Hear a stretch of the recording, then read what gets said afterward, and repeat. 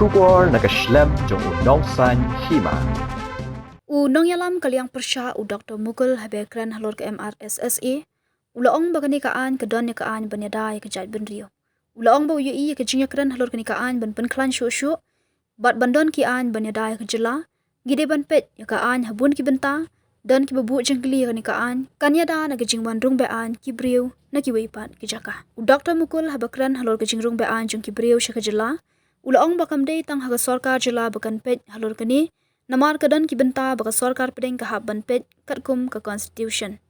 Ulaong bana kapor syakapor ujukran halor kani baki hap ban Peit benya habatho ikini kian namar hagawei ke benta kadan kam ban pun urlong hi jingdawa bat hagawei pat kaliang pidei ban sngut hu ba phimla ban ya chakmat ni ban le palat ya ke e ke barasha ya phi ban le kum ke Jylla. Ulaong bakalong ke ba e Henry yakini la ban pun urlong daga jinga trilang nak benta ke jingtrang jong ki pat ba ngiyo kalat banyatai bat habang ngiyo lat ban wanra yakani kaan ngila le yaka.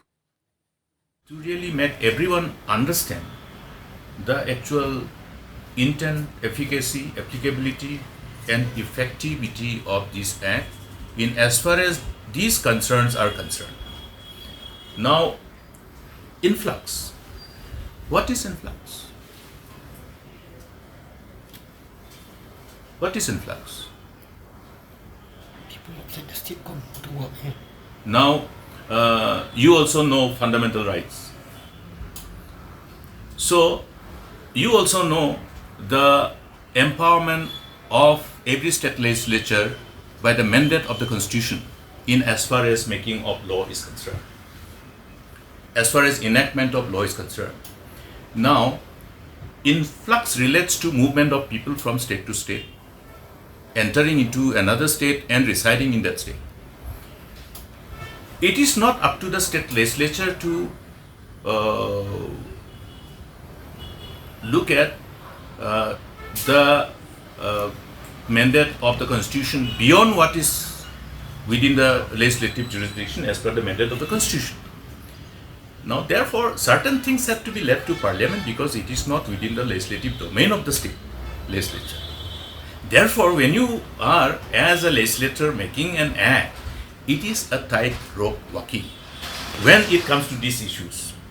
Therefore, I have on number of occasions referred to the kind of tightrope walking that we had to do at the time of scripting this whole act.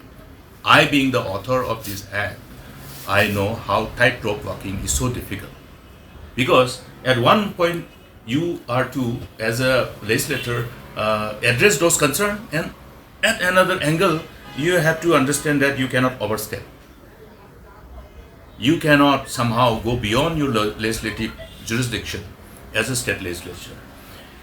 So it has been a difficult task, but then this was again made possible because there was a collective engagement, you see. All these friends representing different civil society organizations, articulating the will of the people and the desire of the people, the sentiments of the people, concerns of the people, apprehensions of the people. So we had an opportunity to really have an exhaustive discussion. Therefore, when we enacted the law, we ensured that this will be a law where you have so much of power vested upon various authorities, including the traditional bodies. Now, if you empower the traditional bodies, the Rangbas Nongs, the Nokmas, which we have done so effectively by the provision of this act, to a great extent, we can deal with the issue of influx. Now, how you look at influx is a matter of your interpretation. But now, I reside in Nongram Hills. Let me give you the example of my neighborhood, my locality in Shillong city itself. The overall power vested upon the Rangbas Nong itself is capable of deciding who should stay and who should not stay in our locality. Are we challenging it? We cannot challenge. We don't challenge. We don't want to challenge. So, if effectivity can be demonstrated for the purpose of example, for the purpose of, I'm just referring to one locality because I stay there. I think some of you may be from that locality. So, similarly, other localities also have similar structure. So, this structure is being administered by the traditional bodies, the traditional institutions who have been legally empowered by this act. Because was there not a court judgment, questioning the authority and power of the batman? There was. The question was in the absence of any mandate of law. So we have given this mandate. So don't look at in isolation in respect of only one issue, but look at comprehensively about the overall, applicability of this law in totality, and how each one has that whole power of aggregation of these forces from legal perspective, and the issue of that facilitation center. This becomes a more of a bone of contention. See, how you do things is more important. It is because the government of the day did not know how to implement that. That's why the whole thing went to the court. Because they didn't know how to do. And they did not do with the utmost sense of responsibility. They did it half-heartedly for the sake of doing. I'm sorry. They have messed up everything. The court did not say that this provision of the law is illegal or unconstitutional. No. The court only says that in absence of proper guidelines, this cannot be done. Why was the proper guidelines not framed and then somehow the same not submitted before the honorable court? Why the government did not know how to fight back and protect this?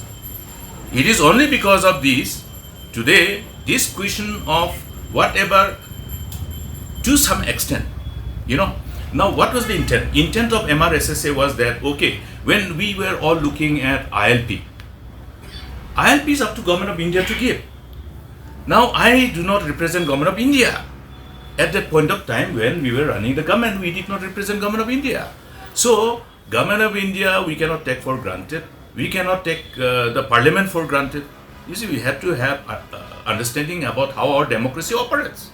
You cannot even take the assembly for granted, how the legislature will behave. Once an act is passed, it's for the authorities who are responsible for the implementation of the mandate of the act. Now, if you are specifically talking about MRSSA, Meghalaya Resident Safety and Security Act, 2016. Now, you go clause by clause, section by section, then you will see the intent of the act is to protect the interests of our people, to address number of concerns pertaining to the protection of interests of our Briew. You see, now I can see that there are lots of discussion, some kind of narrative on MRSSA, Meghalaya Resident Safety and Security Act. Some started referring to this act as an effective tool, effective act, effective provision of law to protect the interests of our people, and also to protect our interests from the perspective of the need to maintain the current demography of the state. Those are based on the how people have read the law and how they have understood the intent of the law and efficacy, applicability, effectivity of the law in from all perspective.